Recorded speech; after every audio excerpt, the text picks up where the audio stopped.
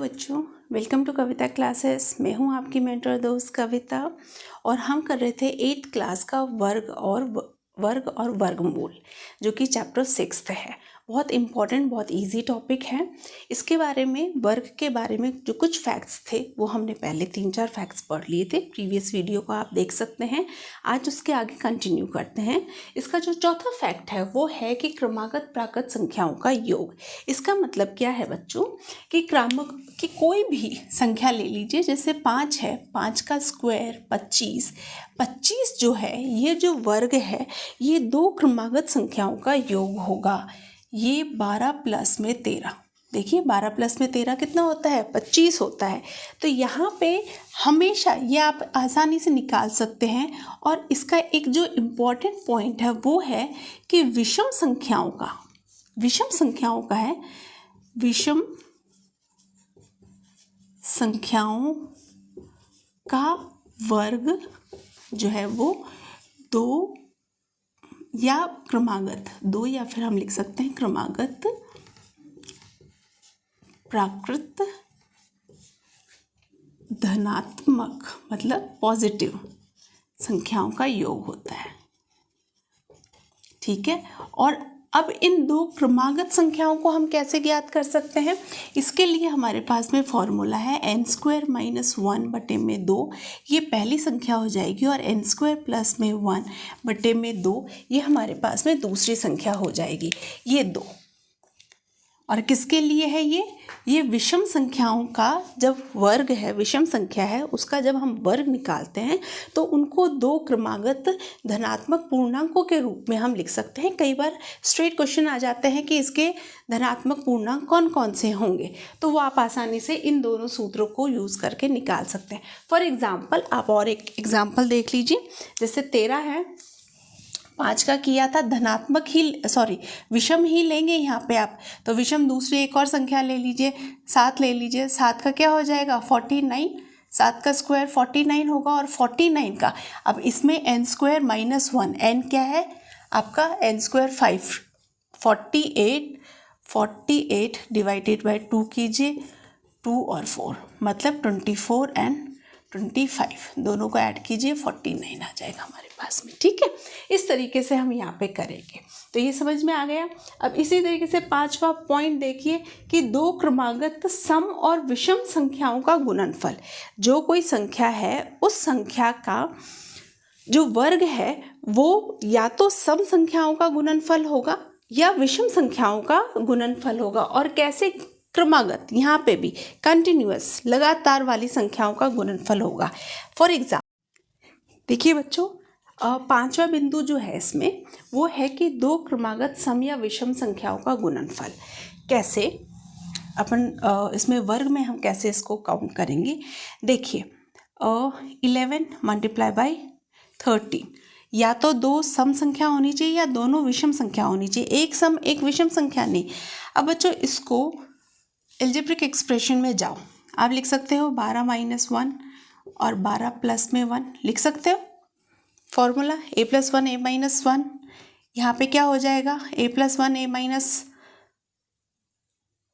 Square minus में 1, इसका आपको पता है 144 होता है, माइनस में 1 143। ईजी है कैलकुलेशन के लिए।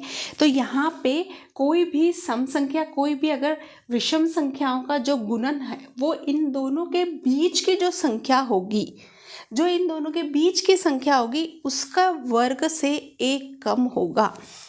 दूसरा एक और उदाहरण देख लीजिए, 12 और 14 दोनों क्या बोला है? सम संख्या होनी चाहिए या दोनों ही विषम। यहाँ पे दोनों संख्या है, इन दोनों के बीच कितना है? 13 है।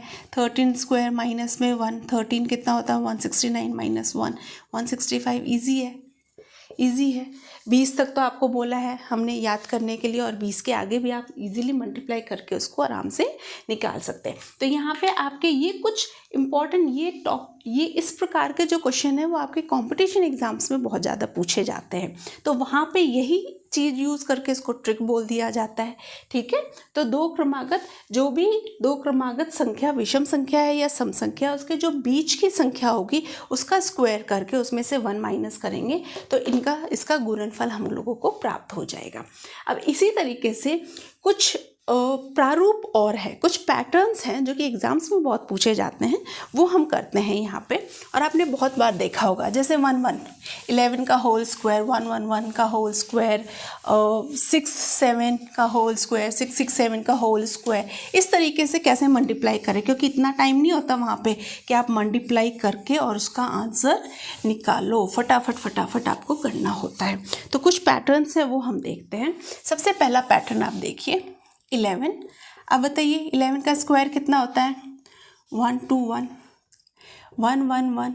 अगर इसका आपने स्क्वायर किया, 1 का स्क्वायर होगा 1, फिर इसका जब आप स्क्वायर करेंगे तो इसका स्क्वायर होगा 1 2 3 और 2 1। ठीक है, ये एक आपका पैटर्न बन गया। देखिए 2 1 2 1 1 2 3, यहाँ पे 2 1 1 1 1 1, इसका होल स्क्वायर कितना हो जाएगा? कितनी बार 1 1 1 है? 4 बार है, तो कंटिन्यूसली 4 बार लिख लीजिए और फिर इसको 4 के बाद में डिक्रीजिंग ऑर्डर में लिख लीजिए। ये इसका हो गया, कर लोगे आसानी से। एक और 1 1 1 1, कितनी बार भी 1 है, कितनी बार भी 1 है, आपको क्या करना है? कुछ नहीं, सिर्फ 1 1 कितनी बार है उसको काउंट कीजिए। कितनी बार 1 है? 1 2 3 4 5 6 7 और 8। कितनी बार है? 8 है। क्या करना है हमें?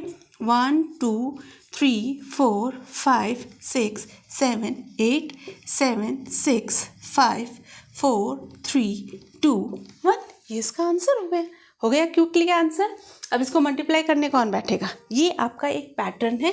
इस एक पैटर्न को याद रख लेना कि 1 1 1, सिर्फ 1 1 1 जितनी बार भी आपका आ रहा है उसका स्क्वायर अगर हमसे पूछा जाता है तो जितने नंबर ऑफ वंस हैं उतना आप काउंटिंग लिख के पहले इंक्रीजिंग में और फिर उसके बाद में उस लास्ट वाले नंबर को छोड़ के बाकी जितने भी डिजिट्स हैं उनको रिवर्स में या उसको डिक्रीजिंग ऑर्डर में आप लिख लीजिए। हो गया आपका सोल्यूशन। चलिए एक और पैटर्न देखते हैं, इसमें इसी का देखते हैं। जैसे ये तो 1 1 1 1 है, 4-5 पैटर्न्स हैं जो कि यूजुअली एग्जाम्स में पूछे जाते हैं और इम्पॉर्टेंट हैं। दूसरा एक है 101 होल स्क्वायर। कितना है जी? 1 1 कितनी बार है? 2 है, पर यहाँ पे तो बीच में 0 भी आ गया। कुछ नहीं करना, 1 0 1 है, 2 0 1, बस हो गया। 11 का कितना था? 1 2 1 था, बीच में 0 निकाल देना है। अगर 1 0 0 1 है, इसका होल स्क्वायर कितना होगा? 1 कितनी बार 0 आ गया? 2 बार 0, फिर 2 आ गया, फिर 2 बार 0, फिर 1 आ गया, बस। एक और क्वेश्चन देखिए 1 0 0 0 0 1 होल स्क्वायर। 1 कितनी बार 0? 1 2 3 4, 1 2 3 4 0, फिर 2 1 2 3 4 और 1। हो गया आंसर फटाफट हमारे। तो ये हमारे पैटर्न है, इन पैटर्न्स को तो आपको याद करना पड़ेगा। एक और पैटर्न देखते हैं। चलो ये तो 1 1। अब बीच में कोई भी बेटा पैटर्न एग्जाम्स में आते हैं ना, उनके कुछ फिक्स पैटर्न्स होते हैं, उन्हीं के ऊपर क्वेश्चंस पूछे जाते हैं हमारे। जैसे 1 0 1 0 1 होल स्क्वायर। एक तो था 1 0 0 0 1, एक तो ये था। इसका तो कितना था? 1 1 2 3, फिर 2 आ गया, फिर 1 2 3 और फिर 1 आ गया। पर यहाँ पे हमारे पास क्या? 1 0 2 0 3 0 2 0 1 आ गया। और अगर 1 1 1 1 1 होल स्क्वायर है तो 1 2 3 4 5 4 3 2 1 आ गया। मल्टीप्लिकेशन आसानी से आप कर सकते हैं। कुछ पैटर्न्स हैं, आप इनको याद है। एक पैटर्न है 7 का स्क्वायर कितना होगा? 49। 6 7 होल स्क्वायर, इसका हो जाएगा 4 4 8 9। ठीक है, अब 6 6 7 होल स्क्वायर, सिर्फ 6 6 7 होल स्क्वायर, इसका पैटर्न कितना हो जाएगा? 4 4 4 8 8 9।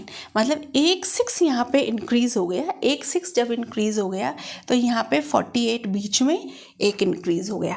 एक और देखिए 6 6 6 7 होल स्क्वायर, इसका हो जाएगा कितने 6 है? इससे एक एक्स्ट्रा 6 4 ले लीजिए 4, और इससे एक कम, सॉरी इसके बराबर में 8 ले लीजिए और 9 हो गया।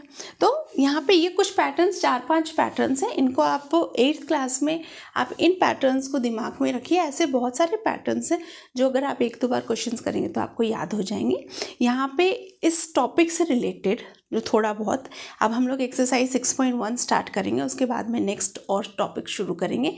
तो 6.1 के लायक जितने भी क्वेश्चंस आपके आएंगे वो सारे इन्हीं और 2 जो आपकी वीडियोस हैं इनके ऊपर आएंगे। नेक्स्ट वाले वीडियो में हम एक्सरसाइज के कुछ क्वेश्चंस करेंगे। तब तक दोनों एक्सरसाइज को अच्छे से कीजिए। नहीं समझ में आ रहा है तो कमेंट बॉक्स में आप मेरे से पूछ सकते हैं। And thank you a lot for watching my video. Have a good day.